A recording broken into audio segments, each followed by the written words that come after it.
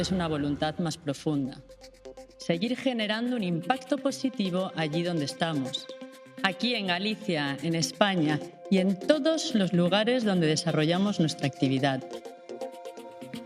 Pois ese é o obxectivo que marca Inditex. Marta Ortega quere que a compañía que preside siga xerando un impacto positivo en Galicia ao tempo que buscan conectar con máis culturas cunha moda accesible. Nuria Castro. Sí, Carlos, Inditex pechou 2025 con beneficio neto récord de máis de 6.200 millóns de euros e incrementou nas vendas do 3%. E todo iso nun contexto xeopolítico moi complicado a nivel mundial. Abriránse novos mercados e que continúan expandíndose todas as marcas do grupo. Abriránse novos mercados tanto en Europa como nos Estados Unidos ou o Brasil.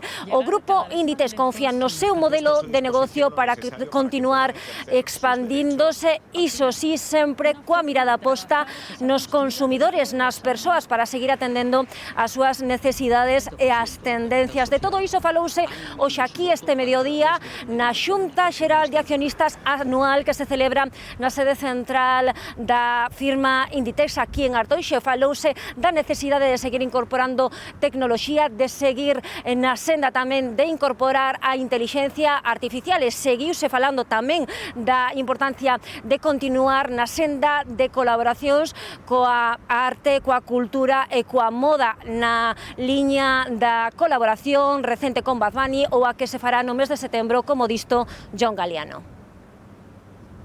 O grupo Inditex ten moi clara a súa estrategia de futuro: evolucionar sen perder a súa esencia. Cambiar no es dejar de ser.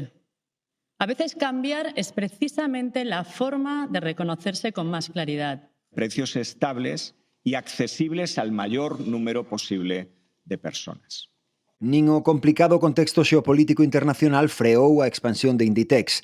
As vendas do xigante do téxtil medraron un 3,2% en 2025 e o beneficio neto da compañía superou os 6.200 millóns de euros, un 6% máis que o ano anterior. Case un terzo vaise reinvestir neste 2026, unha boa parte en logística e tecnoloxía. Tiendas cada vez más tecnológicas y plataformas online con un contenido editorial cada vez más elevado. Pero tamén coa apertura de novos mercados. Bershka chegará nos próximos meses ao Brasil e aos Estados Unidos, Lefties a Alemanha e Reino Unido, Massimo Dutti a Dinamarca e Zara Home a Noruega. Queremos conectar con más realidades, con más culturas, con más formas de vivir, pero queremos hacerlo sin perder nunca la cercanía con cada una. A Xunta de Accionistas aprobou o nomeamento do expresidente de Bankia, José Ignacio Guirigolzarri, como novo conselleiro de Inditex, tamén o reparto de 1,75 euros por acción e o incremento dun 3% do incentivo aos dependentes das tendas. Hai outra multinacional que reforza a súa aposta por Galicia. Estamos falando agora da acuícola Stoltzy Farm, que amplía as súas instalacións en Cervo. Ana Carpintero. A multinacional norueguesa comeza as obras da que será a súa segunda planta para producir linguado en Cervo, xemelga que xa ten, pero que quedou pequena en pouco tempo. O obxectivo é duplicar a produción de peixe ata as case 1.000 toneladas anuais. Nestas instalacións, Stoltzy Farm tamén estrea un criadeiro de linguado. Alfonso Rueda di que a Xunta seguirá apoiando todos os proxectos que, cumprindo a lei, xeren riqueza na costa. Stoltzy Farm inaugura criadeiro de linguado en Cervo con capacidade para producir ata 10 millóns de crías que abastecerán as 17 plantas que teñen en Europa, entre España, Francia ou Islandia. Di a multinacional que este investimento é unha mostra da súa aposta pola alta acuicultura e por Galicia. Xerando riqueza, emprego e orgullo para a nosa comunidade, así como produtos de moitísima calidade, máxima calidade, produtos do mar para nosos clientes e nosos consumidores. Aposta que fan tamén cunha nova planta para producir linguado de 7.000 metros cadrados que duplicará a capacidade actual das súas instalacións en Cervo desta especie. Alfonso Rueda agradece a confianza de Stoltzy Farm por Galicia. E demostrar, como dicimos moitas veces, que se pode vivir na costa e da costa, e ser especialmente coidadosos cos recursos que se utilizan. Seremos especialmente exixentes, non fai falta, creo que o tedes moi claro, pero que si se cumple, nos seguiremos acompañando este crecemento. A Xunta apoia con máis de 13 millóns de euros os proxectos de ampliación da compañía en varias localidades de Galicia. O fabricante de automóviles chinés SAIC comeza cas probas para instalarse en Ferrolmaña. Chega un buque para descargar 700 vehículos. Comprobarán a logística do porto exterior de Caneliñas, os tempos de desembarque, o funcionamento da rampla ou a mobilidade interna. Desde a Dársena, a multinacional quere distribuir os vehículos por estrada á súa rede de concesionarios. 45 traballadores da Autoridade Portuaria participarán nesta operación para que todo saia segundo o previsto. O Goberno galego considera que o aumento das baixas laborais en Galicia constata que existe un problema que hai que atallar. O conselleiro de Emprego, José González, di que hai que analizar as causas e tamén reformar as inspeccións sanitarias. Corresponsabilizarse, ser todos conscientes de que este é un dereito ineludible dos traballadores, pero que temos que evitar abusos no seu uso. Desa perspectiva, teño que dicir, xa son varias as semanas de comparecencias, que o traballo no diálogo social está facendo de xeito moi profundo, moi intenso, con moita participación por parte dos agentes sociais, e eu agardo que ao longo deste mes teñamos xa ese plan integral. Imos agora ata os tribunais. O comandante da Garda Civil, Rubén Villalba, ratifica na Audiencia Nacional que Leire Díez lle ofreceu asesorar a Mercedes González, a directora da Garda Civil. Villalba, imputado no caso Coldo, asegura que a fontaneira do PSOE lle prometeu rehabilitalo a cambio de información que prexudicase a UCO. Máscara, gorra e gafas de sol. Detrás agóchase o comandante da Garda Civil, Rubén Villalba. Está suspendido de emprego e soldo e imputado por presuntos delitos de organización criminal, suborno e branqueo de capitais. Aproveitando esta situación judicial e laboral, Leire Díez tratou de captalo coa promesa de rehabilitalo.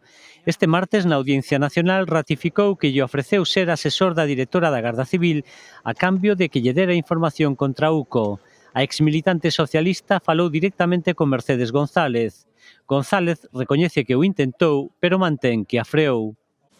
Yo rechazo de plano esta solicitud, recordándole que este comandante se encontraba sin destino por una supuesta implicación en un caso judicial e inmediatamente se da por finalizado dicho encuentro.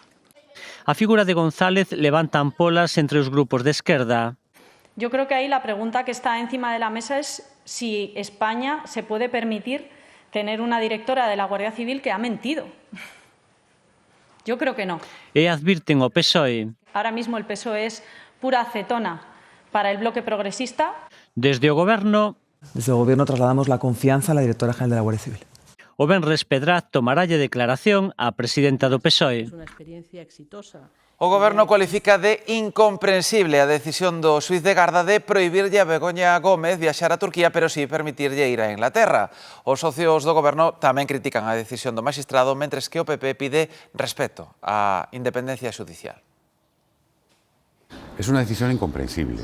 Moncloa critica o trato xudicial a Begoña Gómez, empezando pola retirada do seu pasaporte. Que las medidas cautelares son simple y llanamente innecesarias, porque hay riesgo cero de que Begoña Gómez eluda la acción de la justicia en ningún caso. E tampouco entenden por que o xuiz que sustitúe a Peinado lle prohibiu viaxar ao cumio da OTAN en Ankara, pero sí que lle permite ir a Londres á graduación da súa filla. No se entiende muy bien que un juez se ponga a discernir entre Turquía y Reino Unido y hacer literatura sobre por qué sí en un sitio y no en otro. Os socios do Goberno tamén critican a última resolución do xuiz. Es ridículo, es bochornoso y pone a la altura del betún la justicia de este país. Todas estas decisiones judiciales son abiertamente cuestionables. Es lamentable que pase esto en el Estado español. Pola contra, Vox.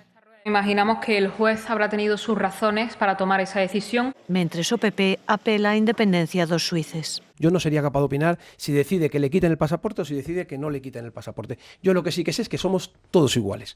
Todos iguais, di o PP, ante a lei.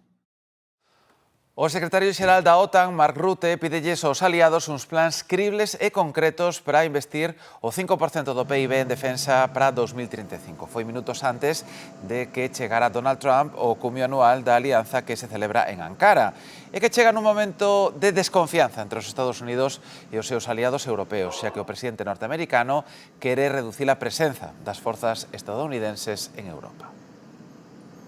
we are launching the NATO Drone Edge Initiative.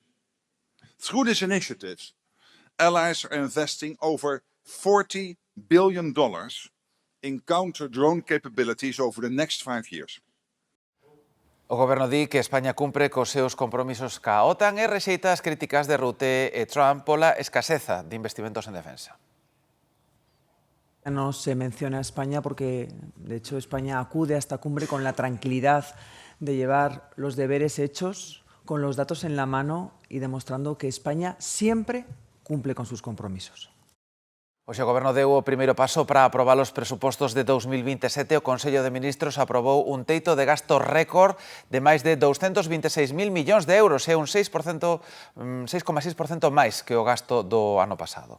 A senda de déficit fixa unha marxe do 0,1% de débeda para as comunidades autónomas. Son os primeiros prazos para sacar adiante uns novos presupostos despois de levar con eles prorrogados desde o ano 2023. Agora o Goberno deberá negociar cos distintos partidos políticos esas contas para conseguir un apoio que polo momento non parece fácil.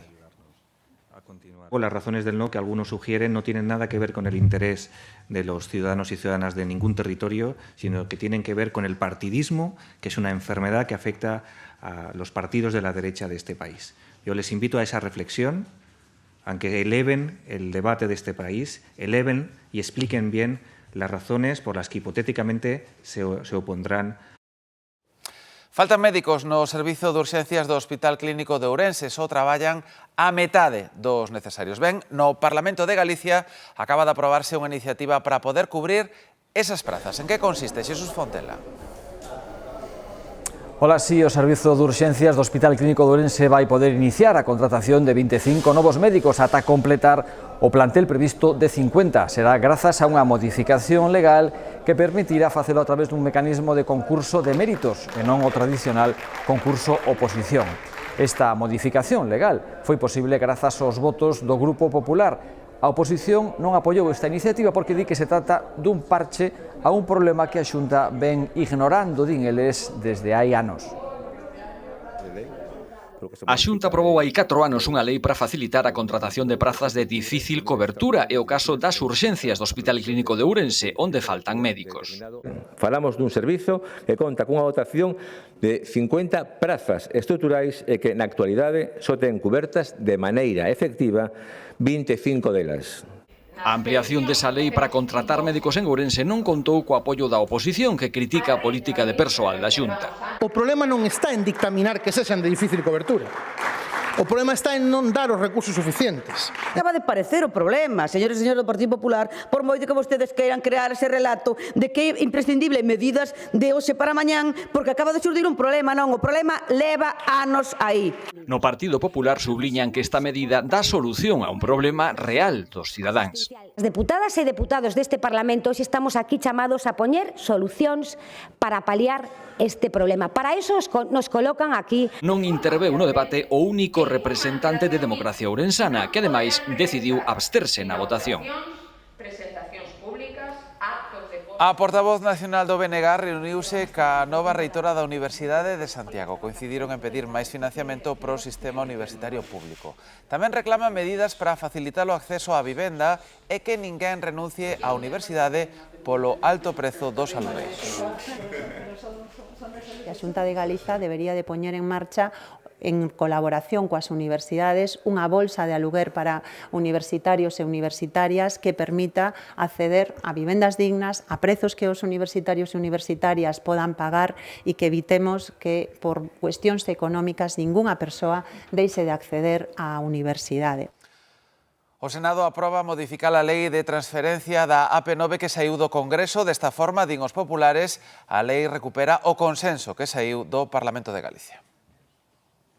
Os socialistas sinalan que coas emendas presentadas polo Partido Popular o único que fan sembrar dudas donde non las hai, retrasar unha vez máis unha aspiración legítima del pueblo gallego. Tamén dende o BNG acusan os populares de tentar boicotear a transferencia da AP9 a Galicia. Ese es el problema y la frustración que tiene el Partido Popular. No quieren la transferencia de la AP9, la apoyan en el Parlamento gallego, la boicotean con la responsabilidad en el Gobierno central. O Partido Popular defende as súas emendas coas que pretende recuperar o espírito da norma que saiu do Parlamento galego. Nosotros hemos defendido la transferencia desde el primer momento. Lo que estamos pidiendo es que la transferencia debe de darse con las garantías suficientes para que esto no suponga una carga para los gallegos. A lei volve agora ao Congreso, deberá pronunciarse sobre as emendas introducidas e logo aprobala de forma definitiva. Os que circulen estes días pola A6 deben ir a modo. Hai treitos onde hai que reducir a velocidade porque só vai estar habilitado un carril en cada dirección. Vanse facer obras para mellorar o firme na calzada. Estes días os traballos concéntranse á altura do concello lugués do Corgo. De momento as máquinas non traballan no asfalto, pero xa está cortado un dos carrís da calzada dirección a Coruña no Corgo. As obras volven condicionar a circulación na A6. Nos afectan un pouco na hora de planificar, porque sempre nos demoran, vai haber congestión, temos que ter en conta que polo medio vai haber operación retorno, saída.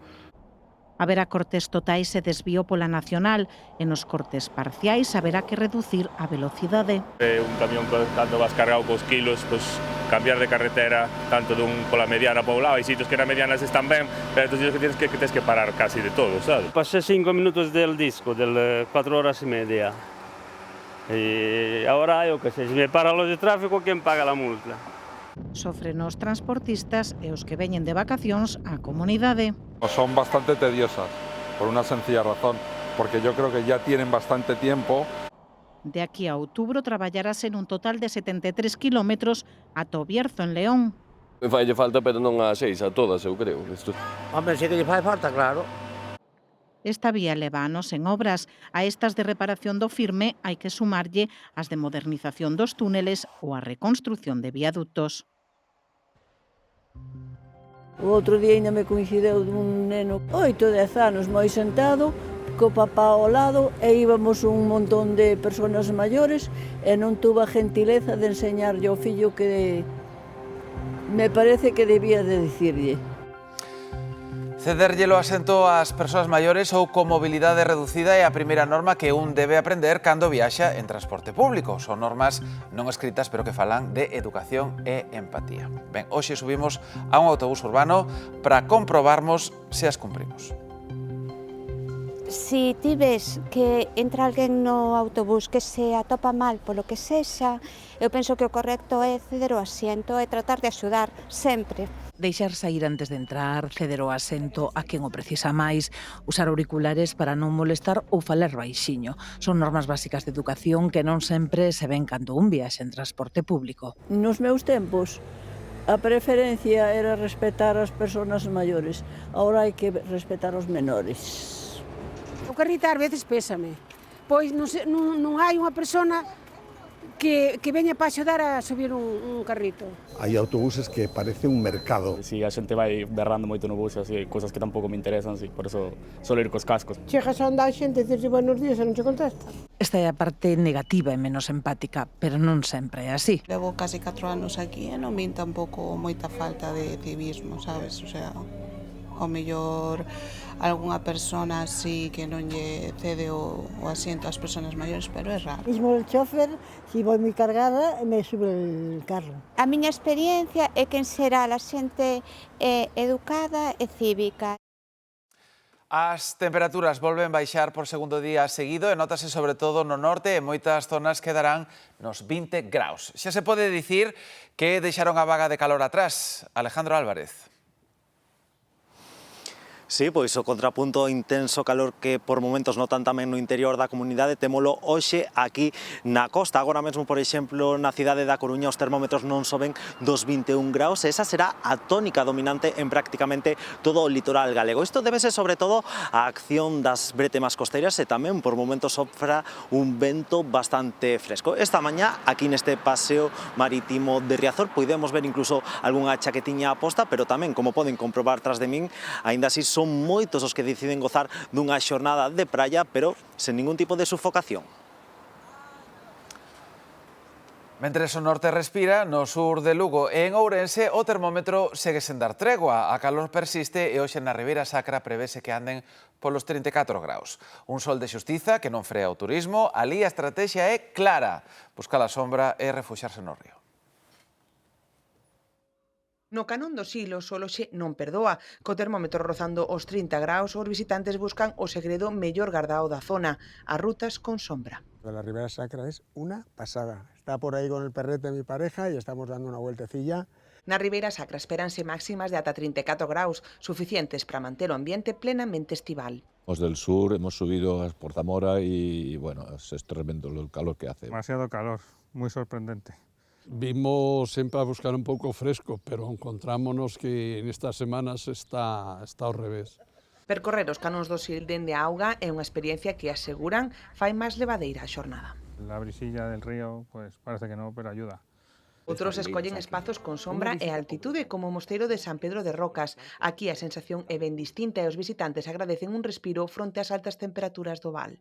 Se supone que va a hacer más calor, pero bueno, lo hemos llevado bien. Pero muy bien, muy bien. Sí. Vamos a mirar algún monumento, alguna historia, para paliar como podemos, porque la verdad es que es horroroso. A estrategia é sobrevivir ao mediodía. Ainda refresca e podemos dormir. No pasa nada, de vacaciones está bien siempre. As altas temperaturas fan que haxa que tomar medidas para protexer os máis vulnerables e desta vez non estamos falando de nenos e vellos, senón tamén de árbores. Fíxense, en Sevilla están usando tea de saco para protexer 130 árbores nos xardíns históricos da cidade. Dende o Concello din que a estopa actúa como protección temporal e natural contra a radiación directa do sol. E ca calor chegan as primeiras restriccións de auga, o Concello de Baiona proíbe regar ou encher a piscina con auga da traída municipal pola caída das reservas. Desde este martes, os veciños de Baiona non poderán utilizar a auga da traída municipal para encher piscina, regar hortas ou xardíns, nin lavar vehículos ou espazos exteriores. Con estas restriccións, o Concello pretende garantir que haxa auga para consumo humano e usos sanitarios durante o verán. O encoro que abastece a vila está ao 63% da súa capacidade, cando hai un ano tiña unha cuarta parte máis de auga. Tamén o Concello tamén se coloca en unha serie de restriccións, como que as praias pues vamos a retirar o abastecemento para o que é lavapés. Os servizos municipais tampouco utilizarán a auga da traída para limpar as rúas e o Concello recomenda aos veciños reparar as xiñafugas, acurtar o tempo das duchas e utilizar lavadoras e lavalouzas a plena carga. Non enchemos a piscina ni nada. Porque xa vemos que as fontes que temos por ali que xa botan algo menos. Sí que penso que Baiona en concreto ten esa carencia. O embalse é demasiado pequeno para a poboación que ten que afrontar no verán. Estas restriccións estarán vixentes ata que melloren as condicións do abastecemento.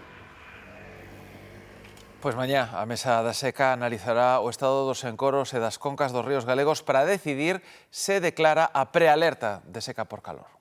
Vimos de convocar a Mesa da Seca, que se vai a celebrar no día de mañá e en función dos datos de Meteo Galicia, os datos de Augas de Galicia, pois determinarase si ao final vai haber prealerta en Galicia. A vaga de calor está levando ao límite o risco de incendios, a sequidade da vegetación fai que alcancen unha gran virulencia e que se propaguen de maneira moi rápida ata núcleos habitados. Preocupa que nestas condicións tan extremas se desaten varios incendios ao mesmo tempo, como está pasando en Cataluña, e que os efectivos de extinción non dean abasto. Os efectivos antiincendios de Cataluña estánse vendo apurados para tallar todas as frontes activas arestora na comunidade. Desde a media tarde de onte tiveron que aplicarse ao máximo para evitar que o lume afectase á localidade da Pobla de Claramunt. Malia todo, non puideron evitar que afectase a unha parte do polígono industrial. Han controlado el fuego dejando que solo se quemara esta nave para que las otras no se vieran afectadas. Se ve que las piñas y la corriente de aire llevó las chispas, llevó el fuego a la parte trasera de la nave, lo que hizo que eso se encendiera. Arestora este incendio dano por estabilizado, pero preocupa a reactivación que está habendo no de Senmenat, onde se lanzou un aviso de saler para confinar máis de 30.000 persoas. El missatge que s'ha enviat des de Protecció Civil és de confinament, per tant no s'han evacuat. De momento levantouse o confinamento, pero os responsables do operativo confirmaron que hai reactivacións importantes de focos secundarios e que a situación é extremadamente crítica polas temperaturas que hoxe e mañá seguirán superando os 40 graus. ¿Sabes? Con lo que pasamos con el agua y ahora esto. O incendio de Soneja, en Castellón, dáse por estabilizado despois de que arderan 182 hectáreas. Igual co de Grazalema, en Huelva, onde se queimaron máis de 200, baixo a mirada desesperada de veciños e veraneantes. Estamos aquí que llevamos todo el día mirando, impotente. En Venezuela, centos de corpos agardan para ser soterrados case 2 semanas despois do dobre terremoto. As escavadoras traballan sen descanso, abrindo gabias, facendo un improvisado cemiterio xigante. Desde o aire vemos como van depositando os cadaleitos. E Cuba trata de recuperarse dun novo apagamento total que afectou toda a illa e o 8º que se rexistra en 2 anos. A Compañía Eléctrica Nacional trata de priorizar agora que volva á luz os hospitais e os centros de produción de alimentos. Os apagamentos son xa unha constante en Cuba. Desta vez afectou a toda a illa deixando máis de 9 millóns de persoas en luz. Aí apretar e apretar, pero non é fácil. Desde ayer, mediodía, sin luz. É o 8º apagamento nacional en apenas 24 meses e o terceiro deste ano. Nalgúnas zonas da Habana chegaron a estar 40 horas en luz. Una cosa ya que no tenemos que acostumbrarnos a vivir con eso, sin corriente. Detrás destas incidencias está unha rede feble e a escaseza de combustible.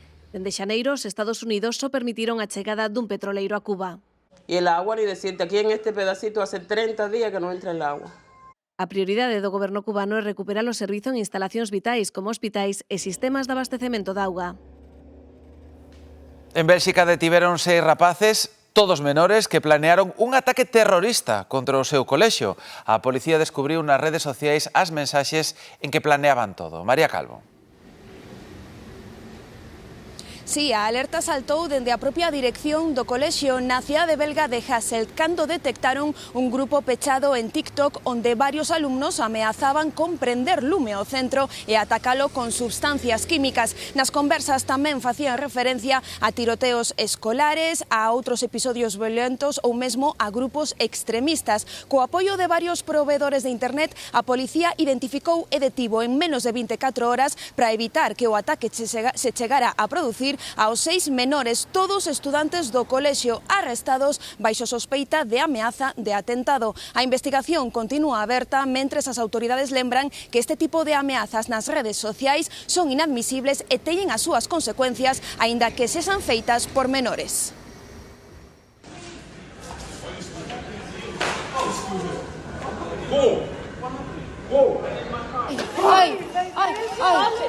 É a brutal malleira que recibiu un policía no aeroporto de Lisboa a mans dun pasaxeiro. A xente está no hospital. O pasaxeiro mallou con patadas e puñazos sobre o policía e fixo con tanta violencia que nin o resto de axentes lle puideron facer fronte. Imos ata o aeroporto de Lisboa. Brais Suárez. Sí, Carlos, en medios de comunicación e en redes sociais percíbese que o país quedou impresionado tras a malleira que un cidadán irlandés de 27 anos lle propinou a un policía deste aeroporto de Lisboa, que agora está ingresado e en estado grave. O viaxeiro bateu en varios traballadores da terminal, incluindo 2 gardas de seguridade, e foi aí cando a policía entrou en acción e sen prácticamente dar tempo ou posibilidade de reacción aos ali presentes, o agresor foi a polo axente, como se ve en imaxes captadas por testemunhas. O Ministerio do Interior xa condenou o ataque, que tacha de inaceptable e investiga o contexto dos feitos. Malia todo, conseguiron arrestar o asaltante, que permanece detido baixo sospeita de agresión a axentes da autoridade. Os sindicatos policiais demandan máis medios para cumprir co seu traballo. Permanece ingresado un cativo de 2 anos accidentado onte mentres estaba na escola infantil do Carril. Que sabemos, Mercedes Seixo? Si sabemos que esta mañá permanecía ingresado na UCI pediátrica deste hospital e que o seu pronóstico é reservado. O cativo foi ingresado aquí no Complexo Hospitalario Universitario de Santiago tras ser trasladado desde o Hospital do Salnés. O accidente sucedía na mañá deste luns, cando o pequeno de 2 anos quedaba atrapado polo pescozo no valado do parque da Escola Infantil de Carril, en Vilagarcía. Foi liberado polas traballadoras do centro escolar. E un home foi atopado sen vida onte a noite na aldea de Curros, en Mondoñedo. A vítima foi atopada debaixo do seu todoterreo pasadas as 11 da noite, momento en que un familiar chamou aos servizos de emerxencia ao ver que o home non regresaba a casa. O operativo non foi nada fácil por mor dos accesos á zona, unha parcela con gando. Unha pista forestal con rodadas importantes, con tal, cos camións con eso de complicado acceso. Así que, pero bueno, encontramos cando chegamos, pois xa estaba o que era a Garda Civil e tamén os servicios sanitarios, xa confirmaron que estaba falecido. Falamos agora dun incendio importante acontecido onte nunha explotación do Sabiñao. Non houbo que lamentar feridos, pero os danos materiais son moi cuantiosos. Laura Álvarez. Si, os danos son máis que evidentes nesta explotación de Igrexa Feita no Sabiñao. Por causas que aínda se descoñecen, o lume comezou na herba que tiñan almacenada nunha das naves, estendéndose rapidamente. As lapas calcinaron todo, a herba, a maquinaria e mesmo combustible que gardaban, ata que o tellado acabou por colapsar. Numerosos medios de extinción e mesmo veciños da zona acudiron a axudar, conseguiron que o lume non chegara a outra nave na que hai 500 cabezas de gando que, por sorte, resultaron ilesas. Non se explican polo de agora que é o que puido provocar o lume. Reflotan o palangreiro afundido en Ribeira e que permanecía en desuso na dársena do Porto. Foi un operativo que se desenvolveu ao longo da mañá e que tivo a súa dificultade, Xoel. Sí, dende primeira hora da mañá estiveron precisamente traballando aquí expertos dunha empresa de dragaxe para conseguir reflotar esta embarcación que teño xusto detrás de min, a María Estefanía, duns 16 metros de eslora e que afundía onte a primeira hora da mañá. Unhas tarefas que consistiron en botar man de máquinas para achicar a auga do seu interior e tamén de globos de elevación que permitiron precisamente facer que a nave reflotase do fondo deste porto. Posteriormente levouse a cabo tamén unha inspección ocular mediante buzos para analizar o estado da nave, do casco e tamén da vía de auga que se abriu no seu interior. Nestes momentos tamén se atopa aquí no porto o armador desa embarcación que asegurou que a súa intención é trasladala ata o porto de Rianxo. Venimos volver sobre unha información emitida o pasado 16 de xuño relacionada cunha operación policial contra o denominado Clan dos Charlíns.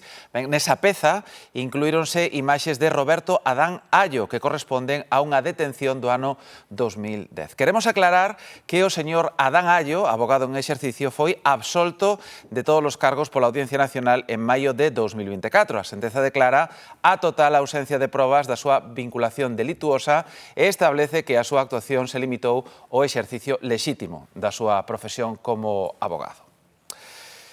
O Sindicato Labrego Galego denuncia a progresiva deterioración do mercado da carne en Galicia. Advirte que a caída de prezos en orixe non se detén ao tempo que soben os beneficios dos intermediarios. Si en maio a diferencia entre orixe e destino era dun 190%, hoxe é dun 220%. É dicir, a cadena intermediaria e a industria sigue aumentando as súas tasas de ganancia, mentres se nos baixa o produto en orixe.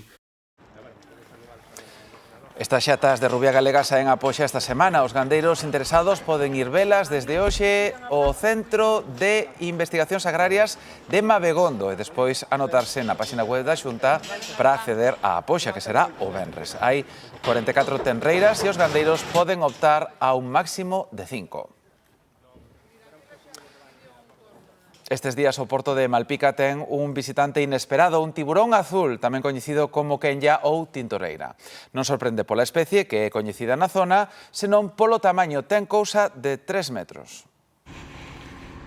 Un tiburón azul nada tranquilamente no peirao de Malpica. 3 metros polo menos.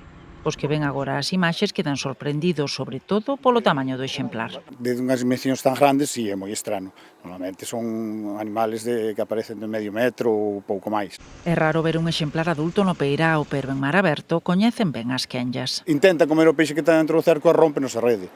Antes xa intentaba ter anzuelos ou algo con comida para que eles non foran ao aparello. Víamonos moitas veces ao ano e teñese pescado e ver aquí pescados enormes.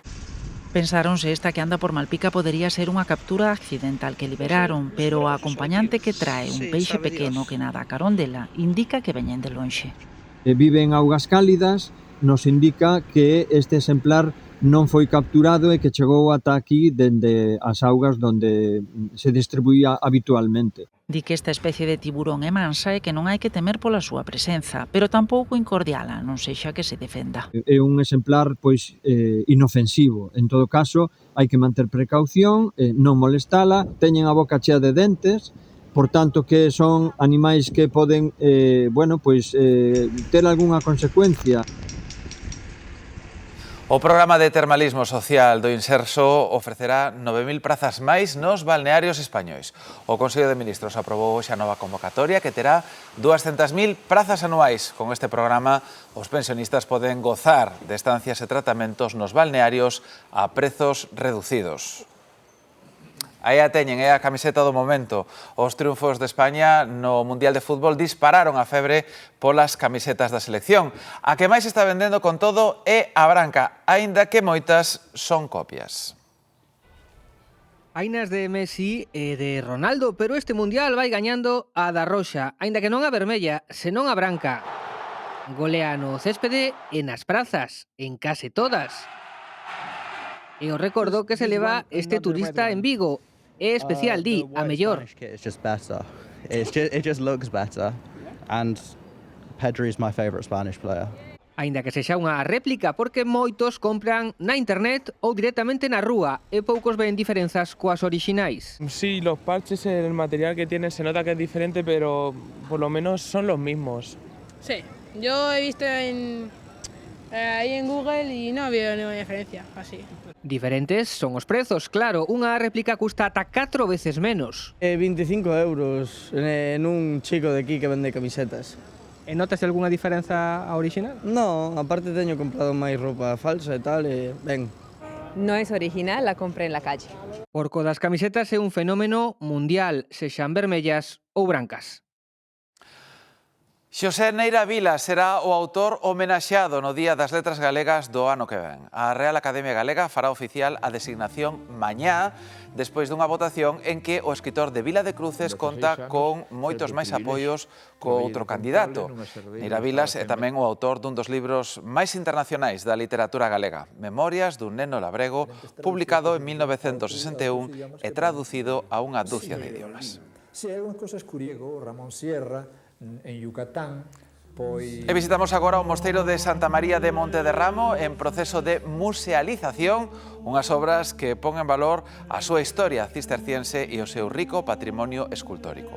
O mosteiro, en plena Ribeira Sacra, destaca polo seu retablo maior, o coro e o claustro procesional. Tamén funciona como hospedería. Máis de 30 artistas participarán no Festival Son e Mar que se vai celebrar no mes de setembro en Vigo. Serán 6 días de concertos gratuitos que buscan reunir distintas xeracións e estilos musicais. Unha variedade importante de estilos, de feito serán 6 días de concertos gratuitos ata completar aforo, como ben dice Luisa, porque eso é importante, no momento que se completa o aforo non poderán achegarse máis persoas, pero o que pretendemos é que todo o público teña a oportunidade de elexir porque hai moitísimos estilos. Coa calor destes días, ás veces resulta difícil gozar del, pero ten tantas formas e texturas que se adapta a calquera tempo e situación. Hoxe celebramos o Día do Chocolate. Pero non sabía que era o Día do Chocolate. Xa, en realidade tamén se celebra o 13 de setembro polo nacemento de Roald Dahl, o escritor daquela novela sobre unha fábrica de chocolate de que se fixeron varias películas. Sí, el Umpa Lumpa, que é el ser que está ayudando a hacer chocolate. Quilicua, esa mesma. O mundo do chocolate e os seus mitos darían para un documental, que se é substituto do sexo. Hombre, eso xa é moi particular. No. Pueden ir de la mano los dos, pero no sustituye. Que se o chocolate branco non é chocolate, que se o negro engorda menos. A ver, engordará menos que o resto, pero intuyo que tamén. Bueno, si engorda, la verdad que me da un poco lo mismo. A ver, bueno, porque de la vida habrá que hacer más cosas, ¿no? Iso é o caso de disfrutalo de calquera forma, teñen o que queda de día. Falamos nada, 15 segundos, 20 segundos do tempo, xo comprobaron, as brétemas teñen menos presenza que durante a mañá, aínda así na contorna da Costa da Morte, aínda son bastante mestas, polo tanto, se queren acudir a algunha praia, o mellor un poquinho máis ao norte, un poquinho máis ao sur. Polo demais, a calor sigue sendo importante no sur da comunidade, sobre todo no sur de Lugo, nos vales fluviais de Ourense, onde se mantén o aviso por altas temperaturas, aínda que é probable que non academos os valores tan elevados como as destes días. Levamos uns cuantos días chegando aos 40 graus, hoxe imos rozalos, pero quizás non chegar. Pero donde están descendendo máis as temperaturas é no noroeste, fíxense na Coruña, máxima de 23 graus. E como sempre, despois de Carlos e a información deportiva, contamos todos os detalles. Vemos aí unha última hora que di que saíron as notas de corte da Universidade de Galicia, así que estean atentos a nosa página web g24.gal, que seguro vai haber moita información. Ben, imos marchando xa con Néstor Pardo, o que adoitan ver no Land Rover e que hoxe nos acompañou na Radio Galega. Está presentando o seu novo disco e véunolo tocar cunha guitarra de 1932, case 100 anos. Con el marchamos, que pasen unha moi boa tarde. Ata a próxima.